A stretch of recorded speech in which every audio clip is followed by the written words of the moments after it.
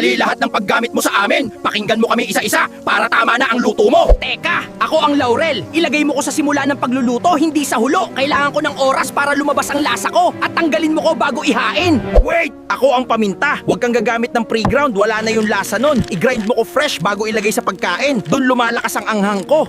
Teka, ako ang bawang. Huwag mo akong unang ilagay sa kawali. Sunugin mo lang ako. Iluto mo muna ang sibuyas, tapos ako. Mabilis lang ako maluto, 1 minuto lang.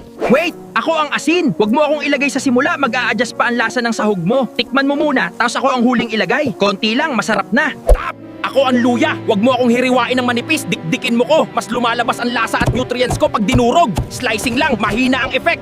Stop! Ako ang siling labuyo. Kung gusto mong mild lang, ilagay mo ko ng buo sa sabaw. Pero pag dinurog mo ko, maghanda ka sa anghang. Ingat lang sa dami. Don't! Ako ang atswete. Huwag mo akong direktang ilagay sa sabaw. Walang mangyayari. I-blow mo muna ko sa mainit na mantika. Doon lumalabas ang kulay at lasa ko. Follow mo ko kung tamad ka, pero smart.